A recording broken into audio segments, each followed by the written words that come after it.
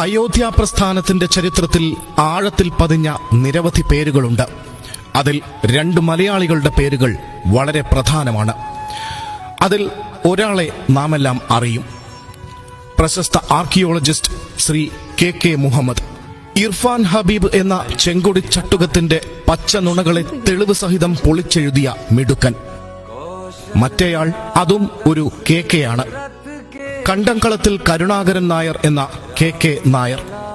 നെഹ്റുവിനെ വിറപ്പിച്ച നായർ സാബ്.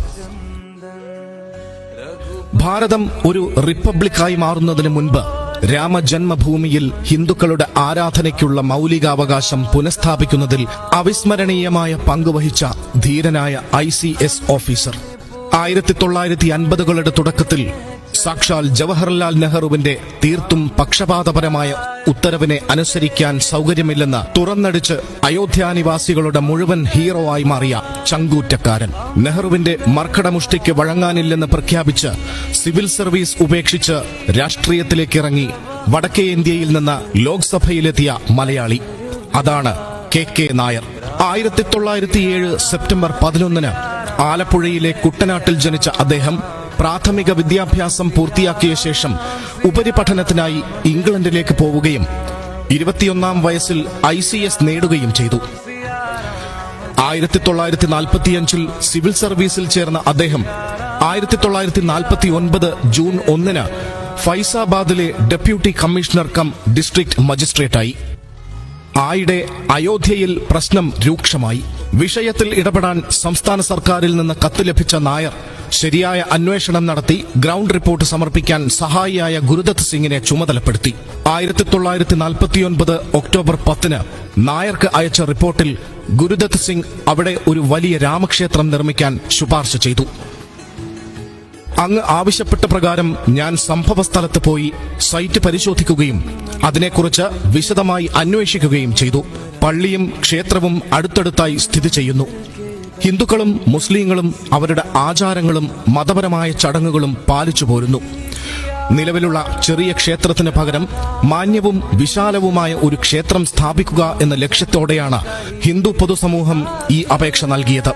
ഭഗവാൻ രാംചന്ദ്രജി ജനിച്ച സ്ഥലത്ത് ഒരു നല്ല ക്ഷേത്രം സ്ഥാപിക്കാൻ ഹിന്ദു ജനസംഖ്യയ്ക്ക് വളരെ താൽപര്യമുള്ളതിനാൽ അനുമതി നൽകാം. ക്ഷേത്രം സ്ഥാപിക്കേണ്ട ഭൂമി സർക്കാർ ഭൂമിയാണ്, സിംഗ് നായർക്ക് നൽകിയ റിപ്പോർട്ടിൽ പറയുന്നു.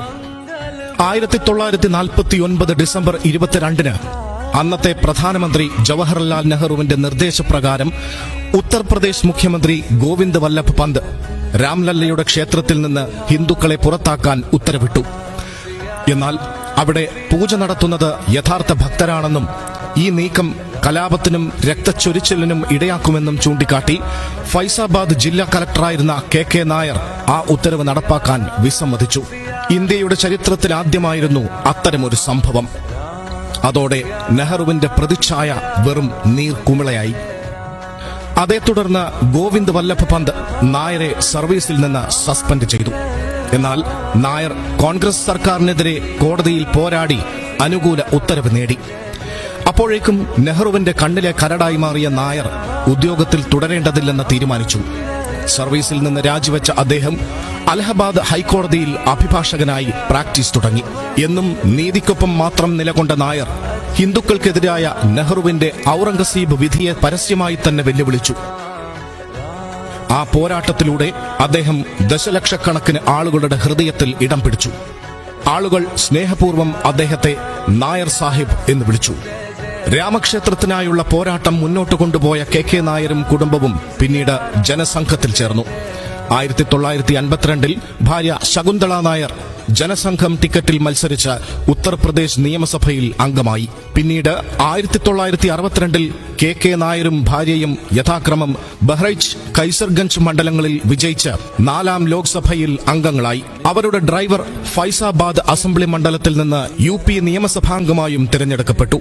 ഇന്ദിരാഗാന്ധിയുടെ ഫാസിസ്റ്റ് ഭരണത്തിനെതിരെ പ്രതിഷേധിച്ചതിന് ദമ്പതികളെ പിന്നീട് അടിയന്തരാവസ്ഥ കാലത്ത് അറസ്റ്റ് ചെയ്യുകയും ജയിലിലടക്കുകയും ചെയ്തു. 1977 സെപ്റ്റംബർ 7 മരിക്കുന്നതുവരെ ശ്രീ നായർ ജനസംഘം പ്രവർത്തകനായി തുടർന്നു. അക്കാലത്ത് ഉത്തർപ്രദേശിൽ അദ്ദേഹം ഏറെ ആദരണീയനായിരുന്നെങ്കിലും ജന്മദേശമായ കേരളത്തിൽ അദ്ദേഹത്തിന് അർഹമായ യാതൊരു അംഗീകാരവും ലഭിച്ചില്ല. വർഷങ്ങൾക്കിപ്പുറം കെ നായരുടെ സ്മരണാർത്ഥം ഒരു കൂട്ടം ദേശീയവാദികൾ അദ്ദേഹത്തിന്റെ ജന്മഗ്രാമത്തിൽ വിശ്വ ഹിന്ദു പരിഷത്ത് സംഭാവന ചെയ്ത ഭൂമിയിൽ കെ നായർ മെമ്മോറിയൽ ചാരിറ്റബിൾ ട്രസ്റ്റിന്റെ നേതൃത്വത്തിൽ ഒരു സ്മാരകം നിർമ്മിച്ചതാണ് കേരളം അദ്ദേഹത്തിന് നൽകിയ ഏക അംഗീകാരം. അയോധ്യ പ്രശ്നം സംവാദങ്ങളിൽ ഉയർന്നപ്പോഴെല്ലാം തന്നെ ഈ മലയാളിയുടെ പേരും അതോടൊപ്പം ഉയർന്നിരുന്നു. എന്നാൽ കെ നായരുടെ പേര് അയോധ്യ പ്രസ്ഥാനത്തോടൊപ്പം വന്നതിൽ മലയാളിയുടെ തല കുനിയണം എന്നാണ് ചിലരുടെ കൈക്കോടാലികളായ ചില പുത്തൻകൂറ്റ് സംവാദകരുടെ അഭിപ്രായം. സ്വന്തം പൈതൃകത്തിൽ അഭിമാനിക്കുന്നവരുടെ തല കുനിയേണ്ട കാര്യമില്ല.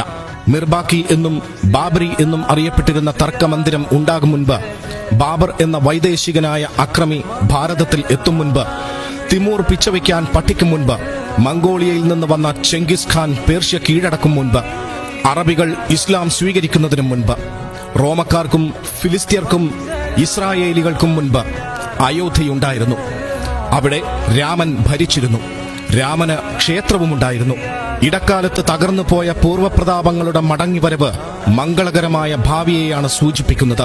5 നൂറ്റാണ്ടുകാലത്തെ വനവാസത്തിനു ശേഷം മംഗളസൂചകമായി രാംലല്ല തന്റെ ഭവനത്തിൽ തിരിച്ചെത്തുന്ന മകരത്തിൽ അയോധ്യയിൽ ജയ് ശ്രീരാം മന്ത്രധ്വനി മുഴങ്ങുമ്പോൾ അവിടെ ഭക്ത ഹനുമാനും മറ്റനേകം ഭക്തർക്കുമൊപ്പം കെ നായർ എന്ന മലയാളിയുടെ പ്രാർത്ഥനയുമുണ്ടാവും.